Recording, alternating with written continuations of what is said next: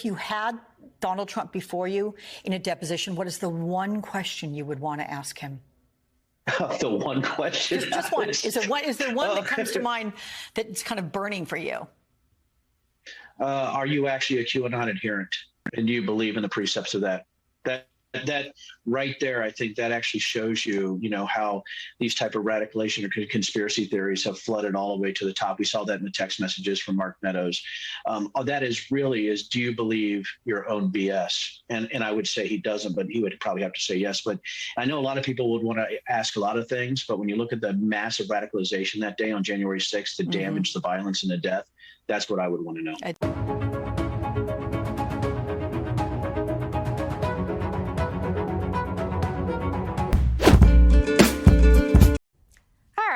Yes, I know. Megyn Kelly, the blackface expert, had a lot to say about me this week based on something I actually never said. So I just want to tell her, you swung and you missed. Please, girl, move on with your life. It's giving obsessed. And honestly, guys, the Jesus and Santa are white lady is not going to crawl her way back to social relevance on my show. Besides, didn't I murk her once already? Please make a list for your white Santa and pray to your white Jesus for a life. Please. Yeah, it must be deja vu. Either that or I'm catching body number 2, which brings me to another problematic white woman who warrants some attention this week. Clarence Thomas. On this very day in 1991, Justice Pubic Hair on my Coke can was confirmed to the Supreme Court. And even though we collectively knew how bad it was then, we didn't know just how problematic Tom would be until now. Now, the man who succeeded Thurgood Marshall, becoming the second black justice, and yet not representing the interests of black men at all, will certainly end up with an equally consequential legacy. For example, after benefiting from affirmative action, he was one of 12 black students entering Yale Law School in 1971. Justice Clayton Bigsby later firmly opposed it. And of course, there's Commander Waterford's staunch stance against abortion rights. There are many, many problems with Thomas, but the biggest? His insurrectionist, sympathizing, Jordan Peele get-out-inspired wife. Sadly, we won't get to see the real housewife of insurrection's testimony before the January 6th committee because they reportedly reached an agreement with her to not videotape. But what we do know is this. Jenny was at the Ellipse in D.C. on that fateful day before the angry, violent thugs breached the Capitol. She was in close communication with Trump World between the election and January 6th. She sent frantic emails to at least 2 Wisconsin state lawmakers and nearly 30 Arizona state lawmakers, urging them to ignore Joe Biden's popular vote and choose presidential electors instead. And she's still repeating the same lie that the 2020 election was stolen from Trump. And she denies ever discussing any of her post-election activities with her husband. Now, do we believe her? What say you, Get Outs, Georgina? Oh, no. No. No. No, no, no, no, no, no, no, no, no, no, no, no.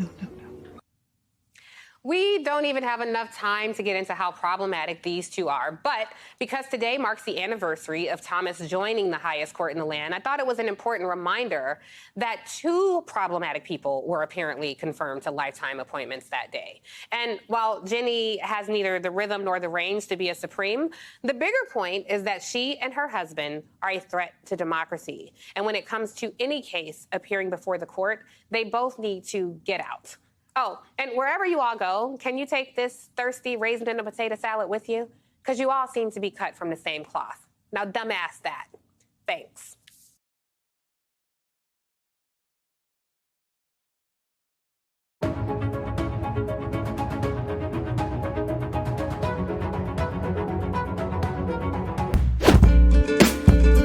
I miss her dearly every minute of every day. Mm-hmm. Yeah. I miss her when I come here. I spend so much time with her here. I know.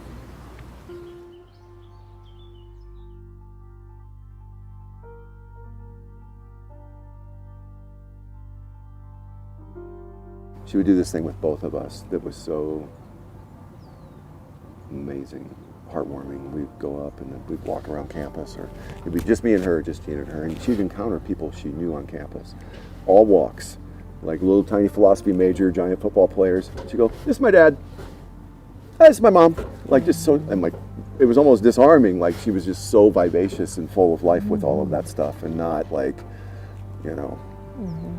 Because a lot of kids at that age are like, my parents are here, or whatever. She was the reverse of that. Yeah. The reverse. Wasn't embarrassed. No, not in the least. Yeah. And I just miss that smile and that force of life that she was.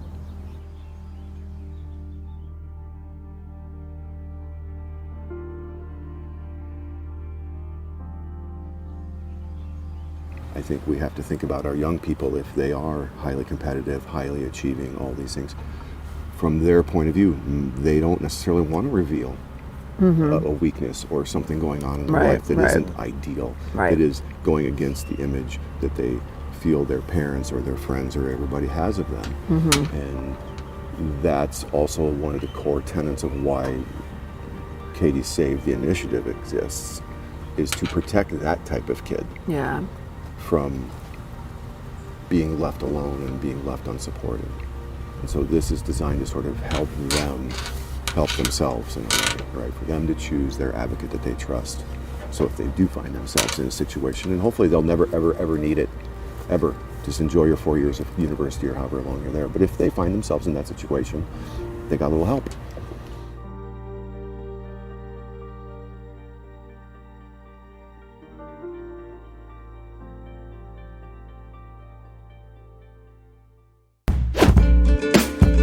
Major Senate races with the midterms just over 3 weeks away, a race that could determine control of the Senate. Republican Herschelwalker and Democrat Raphaelwarnock going head-to-head in a fiery debate. ABC's Alex Prochet joins us with the highlights from Atlanta. Good morning, Alex. Good morning, Eva. The stakes going into this debate between Senator Warnock and Republican nominee Herschelwalker were incredibly high. Right now is the only time the two are scheduled to share the stage, and the party that wins this seat could very well control the Senate. The two debated key midterm issues, the economy and inflation. Walker going on the offensive early, doing his best to link Warnock and President Biden. The senator, in his hometown of Savannah last night, tried to engage voters across the state, touting his upbringing and his faith. But in many ways, this debate was unorthodox. At one point, during a tense exchange over policing, Walker got reprimanded for using a prop. He pulled out a police badge. In another instance, Walker quoted scripture telling Warnock, who's also a reverend, not to bear false witness. And that's something that clearly got under Warnock's skin. But this debate was defined by personal issues. Warnock answering allegations he hasn't paid adequate child support, acknowledging he went through a divorce, but saying his relationship with his two children is strong. And then, amid all the controversy surrounding Herschelwalker going into the debate, Walker again denied allegations by a woman who claimed she became pregnant with his child and that he paid for an abortion. Now, recent polling shows that the issues Georgia voters find most pressing right now are inflation, abortion, and then election laws. Janae? And those voters heading to the polls soon, Alex. Thank you so much. Founder of Nikolamotors facing years in prison following his conviction on fraud charges. He promised to revolutionize the auto industry, but was found guilty of misleading investors. ABC's Ty Hernandez has more. This morning, a billionaire founder found guilty of defrauding investors for his $3.3 billion company with technology that didn't exist. We've built something that no one else thought was possible. Trevor Milton, the 40-year-old founder of electric truck manufacturer Nikola, convicted by a federal jury Friday of 1 count of securities fraud and 2 counts of wire fraud. The jury finding he lied to investors about the progress his company had made in producing zero-emission 18-wheel trucks fueled by electricity or hydrogen, now facing decades in prison. This truck is by far the most state-of-the-art truck ever built in history. This thing fully functions and works, which is really incredible. Prosecutors saying Trevor Milton is a con man. He lied to investors to get their money, plain and simple. For every doubter out there that said that there's no way this is true, how can that be possible? We've done it. Milton founding the company 6 years ago in a Utah basement with no engineering training, seemingly positioned to be the next Elon Musk. After a successful stock market run, Milton going on a spending spree, reportedly spending over $80 million in 6 months, purchasing a Gulfstream jet and a multi-million-dollar home in Turks and Caicos. Nikola shares value eventually surpassing Ford Motor in June 2020. But soon after, an investment firm accusing Milton of making false claims, using this video as an example, showing a truck rolling down a hill to make it look like a working prototype.